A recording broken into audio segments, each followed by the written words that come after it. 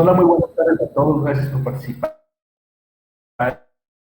en esta presentación de Facebook Live en las terceras jornadas de atención al paciente con Parkinson de Prisma Centro de Atención Avanzada. El día de hoy, mi nombre es José Luis Olivares Neumann, soy psiquiatra con alta especialidad en psicogeriatría. El día de hoy vamos a hablar de un tema importante y pertinente, tanto para los pacientes con enfermedad de Parkinson como para sus familiares, que son los trastornos neuropsiquiátricos. El objetivo de esta plática va dirigida principalmente a pacientes y familiares de personas con enfermedad de Parkinson, cuyo objetivo, pues es describir los principales trastornos psiquiátricos que pueden presentarse. Vamos a hablar las características generales de los trastornos psiquiátricos que se pueden presentar, pero también las peculiaridades que se dan en la enfermedad de Parkinson. Y también vamos a hablar un poquito de cuál es el abordaje y el posible tratamiento para poder contender y sobrellevar mejor estos trastornos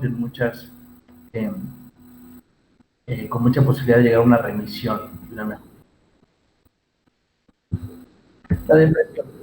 La depresión es un síndrome clásico cuya prevalencia en la enfermedad de Parkinson es alrededor del 30%.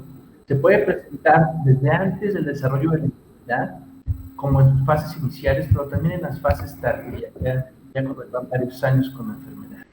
La prevalencia, como decía, es del 30%, y los criterios principales los vamos a dividir en fundamentales, somáticos, conductuales y cognitivos. ¿A qué me quiero referir con síntomas fundamentales? A que tienen que estar presentes para poder nosotros diagnosticar un trastorno depresivo. Los síntomas fundamentales son dos. Son los denominados apatía y anedonia. Y esto lleva también a tener una pequeña confusión a la hora de valorar a nuestro paciente. ¿Qué es la apatía? La apatía, en pocas palabras, se le dice a la falta de interés que tiene el paciente en realizar prácticamente cualquier actividad. Podemos dividir la apatía en apatía emocional, es decir, que ante un estímulo que generalmente le causa emoción y que le genera hacer cierta conducta, no se genera. Una apatía cognitiva, pero también una apatía que evita la participación en actividades conductuales y motoras. Otro síntoma fundamental es la anedonia. La anedonia es la incapacidad para disfrutar actividades que antes eran placenteras para el paciente. Por ejemplo, un paciente que suele gustarle jugar dominó con sus amigos y que ha entrado a un episodio depresivo franco, ya no disfruta hacer esta actividad, ¿sí? O por ejemplo, otro paciente que le gusta jugar fútbol o ver el partido los domingos y ya no lo disfruta, ya no hay esa capacidad de disfrute por actividades placenteras. También la capacidad de disfrute puede verse alterada cuando se observa, por ejemplo, el que ya no disfruta o que no le sepa la comida inclusive al paciente. Él dice, ya no sabe la comida, ya no me hace mi platillo favorito y ya no tengo esa capacidad de disfrutar el sazón. La apatía, como mencionaba, puede ser un confusor porque puede presentarse sin presencia de un síndrome depresivo, como una sintomatología aparte. Aparte de los síntomas fundamentales, vienen otros que son sumamente frecuentes, que son los síntomas físicos o somáticos, caracterizados por alteraciones de sueño, principalmente insomnio, alteraciones en el apetito y en el peso. En los pacientes con depresión, en muchas ocasiones, depende del tipo de depresión, puede darles o mucha hambre o hiporexia, falta de hambre, llegan a adelgazar, a perder varios kilos en pocas semanas, y eso puede conllevar un riesgo importante para el paciente, más si es un paciente añoso, un adulto mayor, que ya está en alguna condición de fragilidad, entonces puede favorecer un estado de gravedad y de desnutrición. Aparte de esto, una sensación de hipoergia, de falta de energía. La persona siente que aparte de que tiene apatía, que no tiene ganas, que no tiene energía para realizar las actividades, prefiere, por ejemplo, quedarse en cama. Quejas somáticas, quejas gastrointestinales, disminución del deseo sexual también es uno de los síntomas somáticos de los criterios de depresión. Pero algo muy importante, estos síntomas somáticos pueden presentarse también ante otra enfermedad que no sea depresión, es decir, son sumamente inespecíficos. Cuando llega un paciente a que evaluamos a ver si tiene depresión y encontramos estos síntomas somáticos, Siempre nuestra responsabilidad es descartar la presencia de otra enfermedad que no sea depresión, ¿sí? Como puede ser, por ejemplo, hipotiroidismo, que puede favorecer la falta de energía, o checar con su neurólogo si está optimizado el tratamiento del trastorno del movimiento, principalmente el dopaminérgico con la levodopa, porque si no está optimizado puede favorecer principalmente en episodios de off estas sensaciones y síntomas somáticos. Dentro del síndrome depresivo vamos a encontrar otro tipo de síntomas que son denominados conductuales, son acciones que hace o deja de hacer el paciente, principalmente una disminución en la atención y en la concentración, pero también alteraciones visoespaciales en los pacientes con Parkinson. En adultos mayores inclusive llegan a confundirse con una demencia, un deterioro cognitivo franco como la pseudodemencia depresiva, y afectación en la conducta del aspecto personal. Al haber una falta de interés, la persona comienza a verse desaliñada, no realiza actividades de higiene, de cuidado personal, y puede haber un enlentecimiento o un aumento con agitación psicomotriz, ¿sí? Esto puede favorecer y exacerbar también los síntomas motores en la enfermedad de Parkinson. Dentro de los síntomas cognitivos o pensamientos depresivos, tienden a tener una visión muy negativa sobre su vida, una denominada triada de la depresión, ¿no? Una visión negativa sobre sí mismo, una visión negativa sobre sobre su entorno, sobre todo lo que le rodea, y un pensamiento con un futuro catastrófico, pensando que el futuro es desalentador. Principalmente dos ideas de culpa, aunque no sepan ni de qué en ocasiones, y una baja autoestima. En ocasiones los pensamientos llegan a ser francamente delirantes y psicóticos, ¿sí?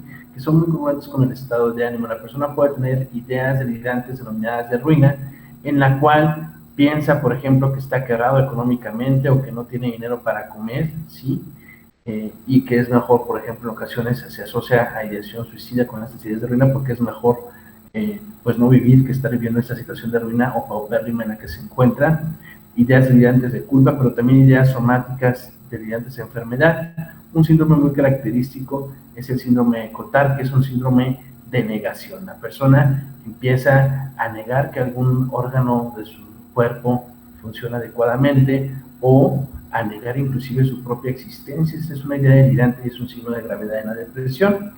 Algo bien importante en los pensamientos que tenemos que evaluar cuando alguien está deprimido es la presencia de fantasías de muerte. La persona llega a pensar, por ejemplo,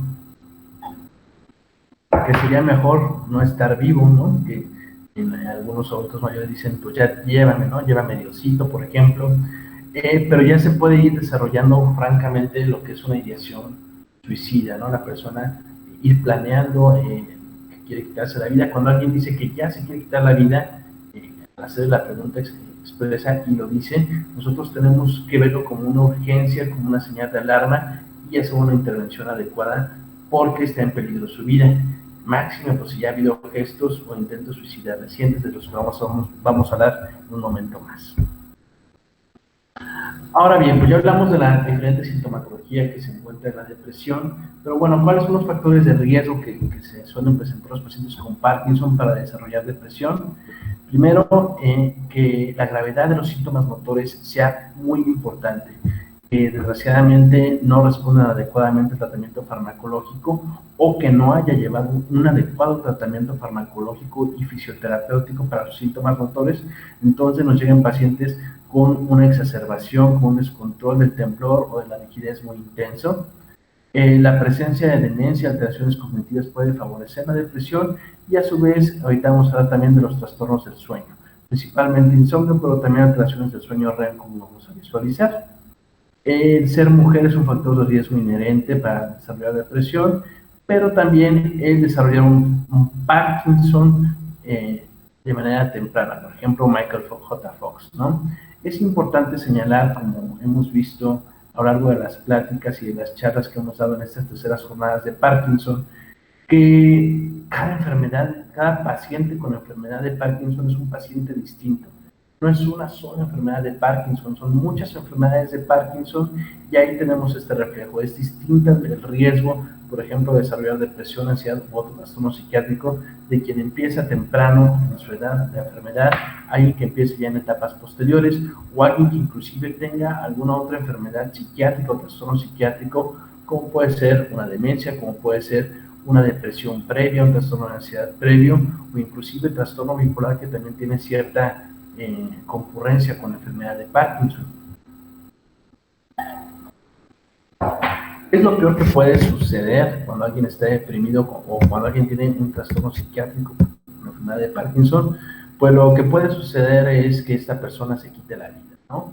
La depresión de por sí tiene un impacto claro en lo que es la calidad de vida tanto de nuestro paciente como del familiar con enfermedad de Parkinson, el paciente, pero lo peor que puede pasar pues es que esta persona al estar deprimido tome la decisión de quitarse la vida, y afortunadamente, bueno, del 30-40% de las personas que tienen Parkinson que se deprimen, de ese 30-40%, solo 3-4% según algunas cortes llegan a presentar ideación suicida, y aún menos a eso, como 1% llegan a cometer suicidio. ¿Cuáles son los factores de riesgo para quitarse la vida o tener ideación suicida por Parkinson? El ser hombre, nuevamente el tener Parkinson de inicio temprano, que sea muy difícil controlar los síntomas, presentar síntomas psicóticos y también tener otras enfermedades. A veces la persona con Parkinson no tiene nada más Parkinson, tiene diabetes, hipertensión o alguna discapacidad visual, por ejemplo, sensitiva, que puede favorecer que haya un episodio depresivo y también ideación suicida, un episodio depresivo grave. Vamos a hablar ahora algunas generalidades de los síntomas ansiosos que se presentan en la enfermedad de Parkinson. Puede haber una playa de trastornos de ansiedad. Aproximadamente 60% de los pacientes con la enfermedad de Parkinson van a presentar ansiedad en algún momento de su vida. ¿Cuáles son los principales trastornos y cuándo se presentan estos en los pacientes con la enfermedad de Parkinson? Pues bueno, tenemos principalmente los trastornos, el trastorno de ansiedad generalizada y el trastorno de angustia, que son de los más frecuentes, pero también, por ejemplo, a la hora de desarrollar la enfermedad, presentar rigidez, presentar episodios de caídas frecuentes asociadas a Parkinson, la persona puede desarrollar algo denominado síndrome postcaída, en la cual se forma un trastorno por estrés agudo franco, un trastorno por estrés postraumático, y la persona literalmente tiene miedo, una conducta evitativa a intentar caminar. Eso hace batallar mucho primero al paciente, pero también a los familiares, inclusive al fisioterapeuta, porque no puede lograr motivar al paciente para ponerse de pie por el miedo que le da, ¿no? Dentro de los trastornos más comunes también el trastorno de ansiedad generalizada, que es caracterizado por una preocupación constante e inespecífica. La persona, por decirlo así, está nerviosa, pero hay una preocupación no dirigida, no identifica qué le preocupa, y puede haber muchísimos síntomas somáticos, más aún que en depresión, exacerbar síntomas gastrointestinales, por ejemplo, estreñimiento, síntomas neurovegetativos con palpitaciones. Bien importante, puede aumentar el temblor, aunque haya un tratamiento supuestamente óptimo en la parte motora, en la parte de rigidez. Si nuestro paciente con Parkinson está ansioso, no vamos a poder solucionar de la mejor manera la presencia de temblor y rigidez. También cuando da ansiedad, cuando la persona no identifica adecuadamente los episodios de OFF, entonces se mantiene en ese estado de freezing, de congelamiento importante, y aunque quiera, no puede llevar a cabo alguna acción. ¿Sí? Esto va a provocar en nuestro paciente una ansiedad, una preocupación muy intensa, y puede llegar a provocarle una crisis de angustia. La crisis de angustia es el estado más intenso de ansiedad que podemos encontrar, en la cual la ansiedad aumenta de una forma aguda, repentina, y hay una playa, una cascada de síntomas neurovegetativos importantísima. Las palpitaciones son muy intensas, inclusive puede llegar a subir la presión, sudoración, temblor, ¿sí? La persona se caracteriza por mucho miedo, por un temor a morir en esta crisis de angustia, y por un temor a que le vuelva a dar la crisis. No identifica qué es lo que le está dando la crisis, inclusive llega la persona a buscar a médicos de otras especialidades pensando, por ejemplo, que le va a dar un infarto o que le dio un infarto o que tiene algún otro tipo de enfermedad, pero se trata, entre comillas, solo de una crisis de angustia. Trastornos comunes también, como puede ser en cualquier parte de la población, son los trastornos fóbicos, que se caracterizan por tener un miedo irracional ante una situación, objeto o persona. Por ejemplo, fobias clásicas, bueno, la agorafobia, ¿no? La acrofobia, el temor a las alturas, pero también miedo a ciertos animales, ¿no?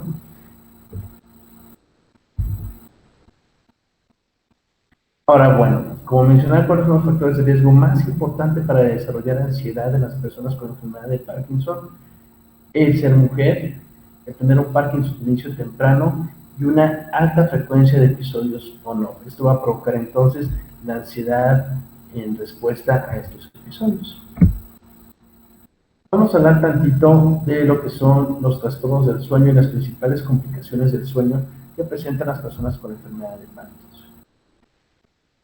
Hasta el 90% de las personas con enfermedad de Parkinson va a presentar insomnio en algún momento del proceso de enfermedad. Esto es más frecuente que la población en general y el insomnio se caracteriza por una dificultad para poder conciliar adecuadamente el sueño, ¿sí? Es decir, puede tardar la persona en quedarse dormida, puede dormir pero despertar varias veces durante la noche, o puede dormir y despertar muy temprano y no dormir las horas suficientes. Es importante señalar que conforme la persona va avanzando en edad, cada vez van disminuyendo más las horas de sueño normales. Una persona adulta joven duerme alrededor de 8 horas, 7 horas al día, pero ya cuando se va haciendo adulto mayor, es normal dormir 5 a 6 horas en algunas ocasiones. Aquí, ¿cuál es la clave? Que al día siguiente la persona sienta que descansó, que recuperó su energía. Si la persona se queja de que no duerme bien, tenemos que hacer una evaluación muy específica para ver de qué trastorno del sueño se está tratando. Puede haber también fragmentación del sueño, como mencionamos, y la presencia de terrores nocturnos. Los terrores nocturnos se caracterizan dentro de los trastornos del sueño en el cual hay movimientos oculares. Los terrores nocturnos, la persona realiza conductas extrañas durante la noche, ¿sí? Por ejemplo, también puede haber sonambulismo, pero la persona al día siguiente no recuerda la conducta que realizó. En cambio, en otro tipo de trastornos que se dan cuando la persona está soñando, la persona también puede tener conducta extraña o extravagante durante la noche, mas sin embargo, sí puede recordar lo que sucedió. Es importante hacer estas diferencias porque hasta 50% de las personas que antes de desarrollar Parkinson tenían este tipo de trastorno del sueño, existía la probabilidad de desarrollar Parkinson. Se considera un síntoma prodrómico de la enfermedad. Otro trastorno del sueño, en lugar de insomnio, puede haber una hipersomnia diurna. La persona se queda dormida muy frecuentemente durante el día, aunque reporte dormir durante la noche. Aquí, ¿qué sucede? Bueno, asociado a esta neurodegeneración, pero también puede estar alterada y asociarse a niveles bajos de dopamina que sugerían la necesidad de algún ajuste en el medicamento.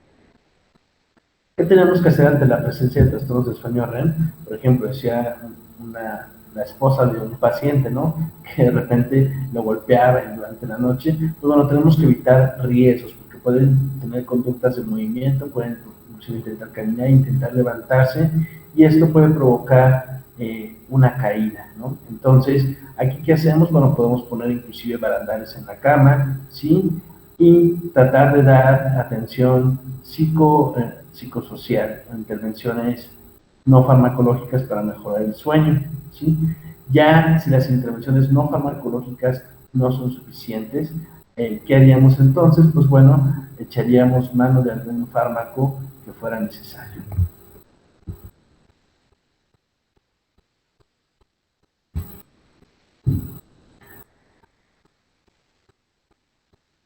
Uno de los síntomas más llamativos que se pueden presentar durante la enfermedad de Parkinson son los síntomas psicóticos. Los síntomas psicóticos los podemos dividir en dos grandes rubros: las alteraciones en la percepción, en la cual puede haber alteraciones en la percepción caracterizada por alucinaciones. Una alucinación es que la persona percibe algo como si percibiera con cualquiera de sus 5 sentidos, pero algo que no existe, ¿no? Puede haber alucinaciones visuales, alucinaciones auditivas, alucinaciones olfatorias, táctiles, de cualquier tipo de órgano de los sentidos, como mencionaba, pero las que están más frecuentemente en la enfermedad de Parkinson y en un complejo que se denomina enfermedad de Parkinson, enfermedad de cuerpos de Levy, es la presencia de alucinaciones visuales. La gente, la persona con Parkinson, ve imágenes sumamente detalladas en muchas ocasiones y las describe como tal. Por ejemplo, una niña vestida de tal manera, con un vestido de tal, con unos rizos de tal, con una colita o una trenza de tal tipo. Pero afortunadamente en muchos casos la presencia de alucinaciones de este tipo no genera en la persona ansiedad ni angustia. ¿Qué hacemos como médico psiquiatra, como médico neurólogo, si nos encontramos así, a ver qué explicación nos da el paciente? Sin embargo, puede haber otros síntomas psicóticos en las que las alucinaciones sí generan estrés y ya buscaríamos qué tipo de tratamiento dar. En muchas ocasiones las alucinaciones se acompañan del delirio. El delirio es una creencia ilógica, falsa, fuera del marco de la realidad. Puede haber delirios de muchos tipos en la enfermedad de Parkinson, en este complejo, pero pues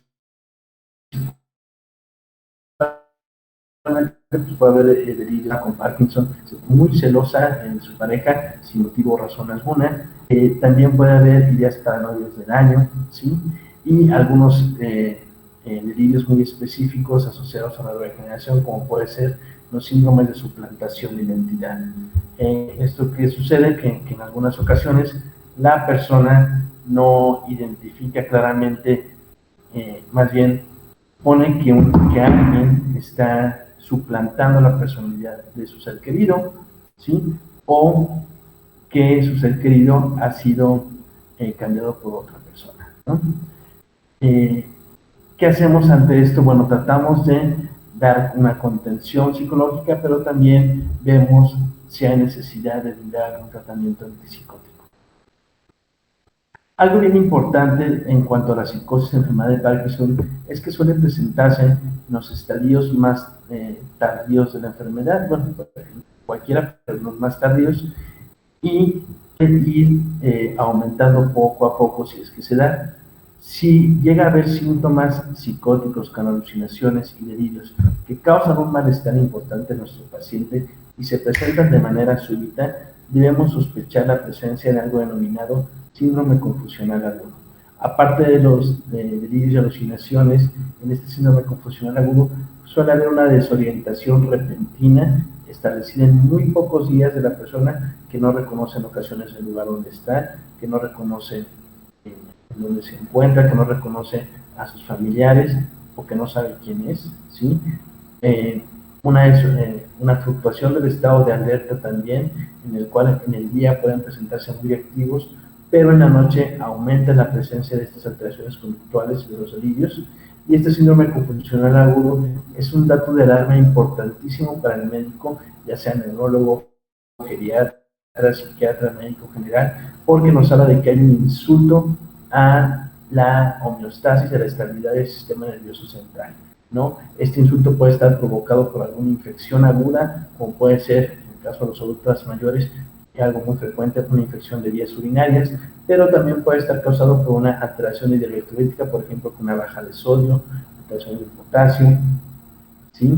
O algún daño neuronal agudo, algo que lo provoque, un golpe en la cabeza, un evento vascular cerebral. Nosotros tenemos que evaluar muy bien cuál es el motivo de este síndrome confusional agudo, porque pues está en riesgo la vida de nuestro paciente. Entonces tenemos que ver que hay dos tipos principales de psicosis, por decirlo así, en la enfermedad de Parkinson, y tenemos que estar alerta.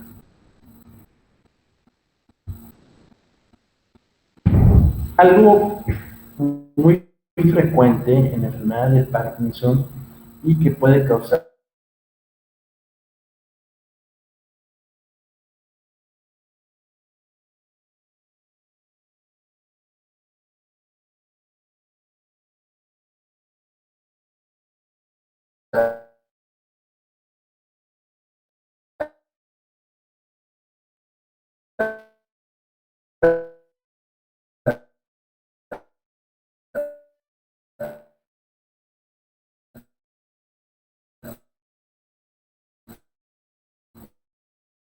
un, impacto importantísimo que conllevar que el paciente con enfermedad, el juego patológico, ¿sí?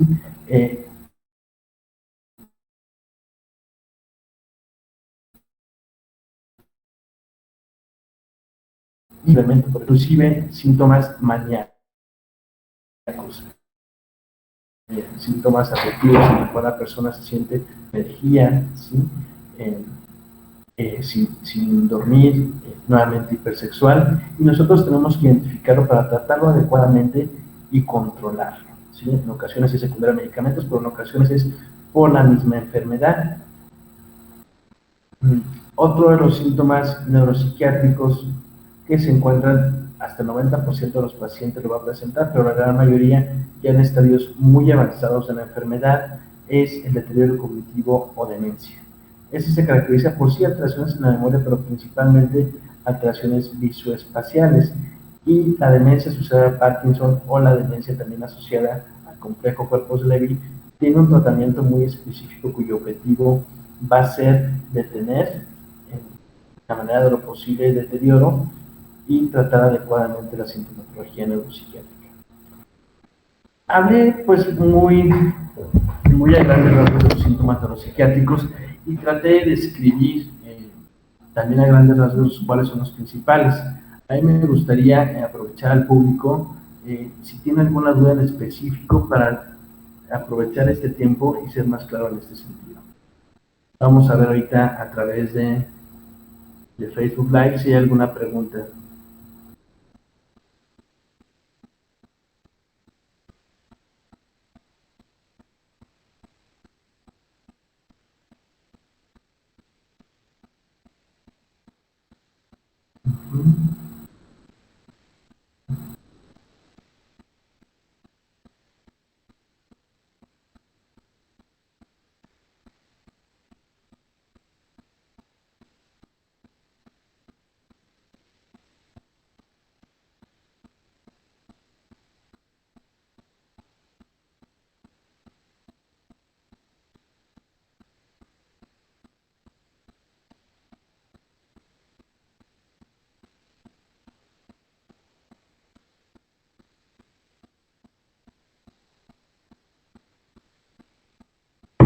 Bueno, nos hace una pregunta parte del equipo de si se puede dar un remedio casero al paciente para mejorar el sueño. Dentro de los trastornos del sueño es muy importante tratar de evaluarlo adecuadamente y no dar remedios caseros. Hay quien da, por ejemplo, el té de tila y el té de azar, mi postura en cuanto a los remedios naturistas no es que los remedios naturistas no funcionen, todo lo contrario. Los remedios naturistas tienen un efecto psicotrópico activo a nivel del sistema nervioso central. Sin embargo, tenemos varios problemas con estos remedios. No se sabe adecuadamente cuál es la dosis que se le va a dar al paciente, no se sabe qué efectos secundarios puedan tener estos remedios que se den al paciente. Entonces, por lo mismo de que si hay un efecto activo en estos pacientes, vamos a tratar de evitarlo y mejor acudan con su neurólogo, acudan con su psiquiatra para ver qué opciones hay farmacológicas y, más importantemente, no farmacológicas para mejorar el sueño de sus familiares. Una pregunta también que nos realizan los compañeros es que qué opino del cannabis para mejorar la enfermedad de Parkinson. Pues yéndome directamente a lo que son los trastornos neuropsiquiátricos, depresión y ansiedad, el cannabis tiene potencial, pero aún no se ha generado evidencia que favorezca que se apruebe el tratamiento de síntomas neuropsiquiátricos en la enfermedad de Parkinson con cannabis. Es importante señalar que, aunque ya se sabe que hay una gran cantidad de componentes del cannabis, a grandes rasgos se mencionan dos, el tetrahidrocannabidiol y el cannabidiol per se. El cannabidiol es el que más se usa en aceites esenciales, por decirlo así, como tratamiento para algunos síntomas, pero se ha visto por varios metaanálisis que no favorece mejoría hasta el momento en ningún síntoma neuropsiquiátrico. ¿Sí? En ratas se ha visto que podría favorecer la mejoría en algún tipo de dolor, pero apenas está en proceso de investigación. ojalá y salga algún compuesto derivado de la cannabis, algún compuesto sintético, y cuando se dé, pues con mucho gusto, pues propondremos como tratamiento de punta para nuestros pacientes, pero por el momento no. Bueno, me preguntan también por otra vía de los síntomas del alma en cuanto a síntomas neuropsiquiátricos. Si usted observa que su familiar de repente comienza a dejar de comer, comienza a poner atención en diferentes actividades, comienza a interesarse, por ejemplo, en la plática, a dejar de interesarse en la plática, en su día a día, en su trabajo, esas son señales de alarma para traerlo inmediatamente a una valoración. Tenemos que sospechar que hay un síndrome depresivo principalmente o un síndrome apático. Y ahí vamos a ver qué intervención podemos hacer para mejorar la calidad de vida tanto del paciente como de su familiar. Bueno, vamos a esperar unos minutos a ver si hay alguna otra pregunta.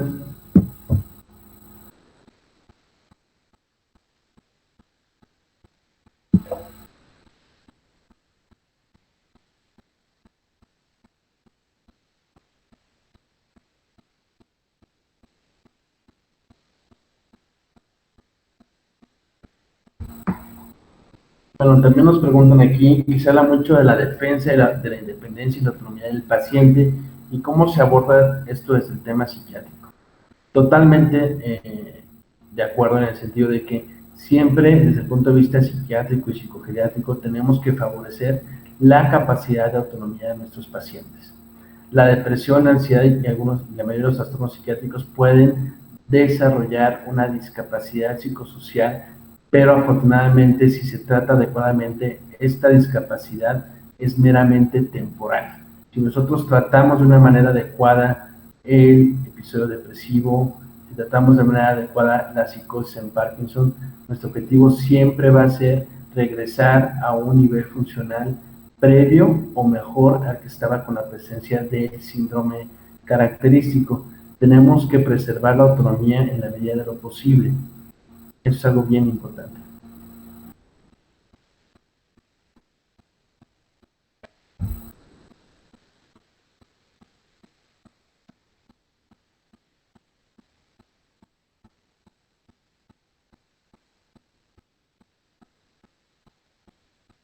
Vamos a ver si hay alguna otra pregunta.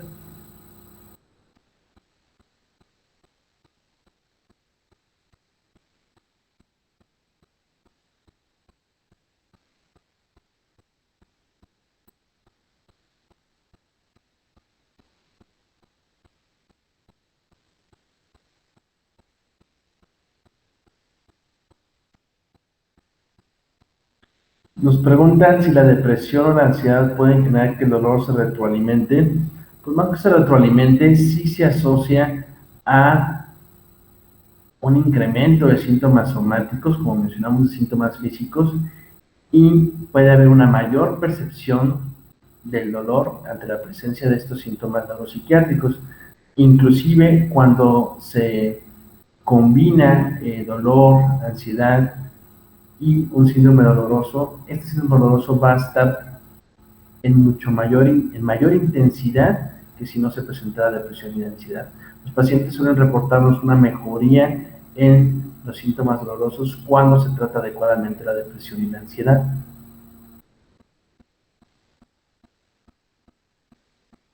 Araceli Barrios hace una pregunta muy acertada en el cual dice, comenta que los problemas que presentan los pacientes es el insomnio. El insomnio no es solo no poder dormir, tiene que cumplir una temporalidad aproximada de un mes, ¿sí?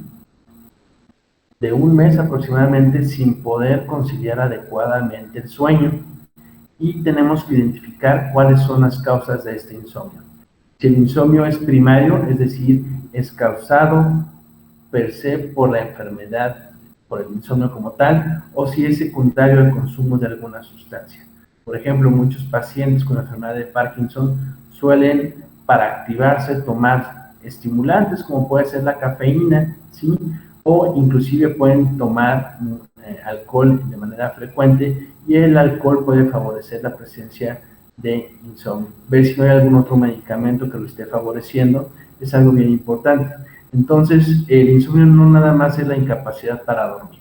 Tenemos que tener que hay una incapacidad constante la mayor parte de los días, en la cual la persona se queje de no poder dormir adecuadamente durante al menos un mes, como mencionaba, y que la persona tenga una alteración en su funcionamiento psicosocial, que se sienta mal, que sienta que no descansó. Ahí ya podemos estar hablando de insomnio. Nos pregunta, muchas gracias por su pregunta, Irma Barrios García, si hay medicamentos para controlar psicosis en Parkinson. El tratamiento de psicosis en Parkinson es sumamente complejo. Tenemos que estar en plena comunicación con el neurólogo cuando se presentan. En algunas ocasiones puede deberse a que tiene que haber un ajuste en la dosis de agonistas dopaminérgicos o de carbidopa, levodopa, antes de nosotros intentar un tratamiento francamente con psicotrópicos. ¿Esto por qué? Porque los tratamientos para psicosis en la enfermedad de Parkinson, los más tradicionales, bloquean la actividad dopaminérgica cerebral y pueden favorecer más Parkinson. Pero afortunadamente hay antipsicóticos muy novedosos en los cuales casi no generan síntomas parkinsónicos, ni temblor ni rigidez, y echamos mano de esos medicamentos y hemos tenido muy adecuada respuesta. La evidencia también lo dice, con la mayoría de los pacientes que presentan psicosis en Parkinson. Bueno, nos comenta una participante de este foro, Socorro Alfaro, ¿en qué ciudad nos encontramos? Estamos para servirle aquí en la ciudad de San Luis Potosí, en Prisma Centro de Atención Avanzada. Así es, Socorro, aquí estamos para servirle.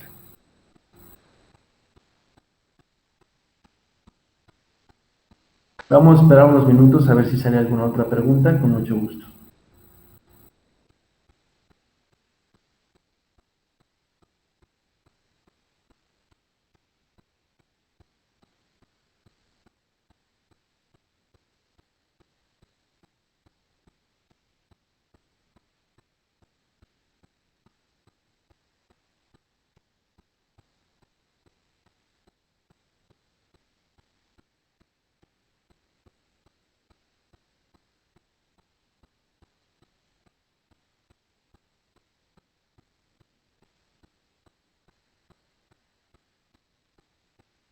Bueno, voy a aprovechar para retomar sobre las preguntas del insomnio.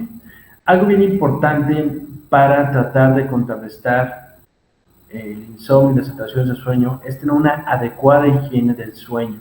Síntomas, una manera conductual de controlar la capacidad de dormir adecuadamente es primero que durante el día tenemos que exponernos a luz solar de manera importante y tratar de no hacer siestas, ¿sí? En el día tratar de mantener a la persona despierta el mayor tiempo posible y cumplir siempre con un horario en el cual la persona va a dormirse, ¿no? En este caso pueden escoger, por ejemplo, las 9 de la noche, ya a esa hora la persona va a ir a su cuarto, va a ir a su cama todos los días a las 9, aunque no pueda dormirse en ese momento, ¿sí? En la habitación tiene que estar totalmente despejada de estímulos, ya sean auditivos o visuales, de preferencia que no haya televisión en la habitación, que no haya luces prendidas o focos, inclusive si hay ruido cercano puede utilizar un antifaz o puede utilizar tapones para los oídos. Tratar también de evitar consumir, de cenar antes de las 6 de la tarde, ¿sí? Y no consumir estimulantes, cafeína, no consumir chocolate, no consumir tampoco alcohol porque puede favorecer esta sintomatología. Estas son medidas pues muy básicas y muy simples, pero que suelen tener efecto en la mayoría de los casos y son la primera línea de tratamiento para el insomnio. Perdón, tenemos otra pregunta de Marta Valle sobre el trastorno de sueño agresivo. Más bien puede haber lo que es un trastorno de sueño REM. Este trastorno de sueño se da, hay una normalidad en cuanto a la fase del sueño en la que hay movimientos oculares rápidos y la persona tiende a actuar sus sueños. Pueden ser, si son pesadillas, por ejemplo, pueden ser episodios de agresividad importante, pero la persona está dormida, ¿sí? Hay, bueno, el polisomnograma nos hace mejor y nos ayuda a hacer mejor el diagnóstico de un trastorno del sueño específico, pero bueno, hay trastornos del sueño en los cuales, por ejemplo, los errores nocturnos y el sonambulismo, en que la persona tiene ciertas conductas, pero la persona al día siguiente no recuerda lo que sucedió, y hay otros en los cuales la persona puede actuar sus sueños y recuerda al día siguiente, oye, pues, ¿qué te pasó? ¿Qué estabas soñando? Y recuerda su sueño. Entonces hay trastornos del sueño REM también, que son los movimientos oculares. ¿Puede haber conducta agresiva? Sí. También se trata de dar un tratamiento, eh, un tratamiento conductual principalmente para mejorar el sueño. Una de las claves, por ejemplo, es hacer mucho ejercicio, actividad extenuante para procurar entrar a fases más profundas del sueño, pero si no, puede haber un tratamiento farmacológico que les puede ayudar. También pues ahí el tratamiento y las medidas de contención conductuales para que la persona no se ponga en riesgo al momento de tener alteraciones conductuales durante el sueño. Vamos a esperar todavía si hay alguna otra pregunta, unos 2 minutitos.